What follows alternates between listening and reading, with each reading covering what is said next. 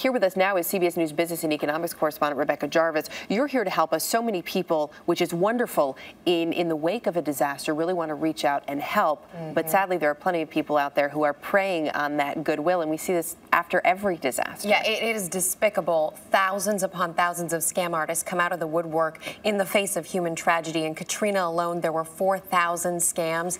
Right now, the FBI has actually found one such scam related to the Japan relief efforts from the British Red Cross. It is not the British Red Cross, but is an email that's going around purportedly from them, and it's a scam. So what are some of the warning signs that this may not be legit? Well, you need to look and make sure that you're actually dealing with the organization you think you're dealing with. Some of these scam artists will disguise themselves. They'll actually use real, legit names, like we see with this email making the rounds.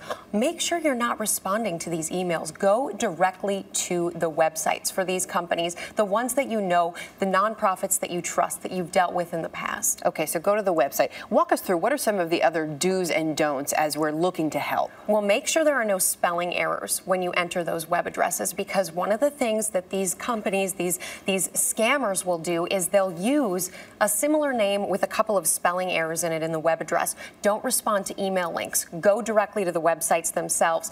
Don't go to a misdirected website. So if you're on a website that you think is legit and all of a sudden you're taken to a new website, don't donate to that new website. So if you click to donate and then a new window pops up and it looks different? Don't do that, exactly. Don't give out your personal info, and also don't give via cash, because cash is not the way of doing this. You want to give via your credit card information and that type of thing.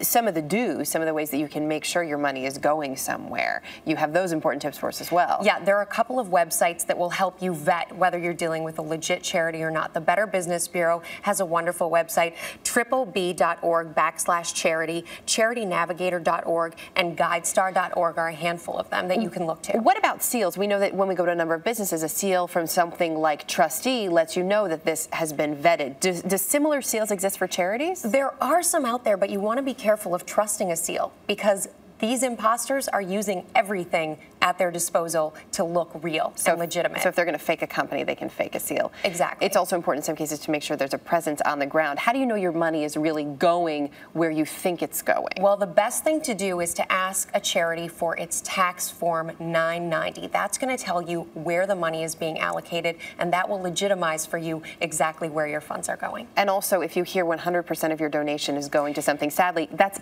impossible. It's probably not correct, Erica, because there's so much overhead in these organizations just to pay for funds and to get to do fundraising. It costs these companies money, and that's where some of your money ends up going to. And even a credit card transaction, since most of us give online, they have to pay for that. They do. All right. Great tips, though, as always, Rebecca. Thanks.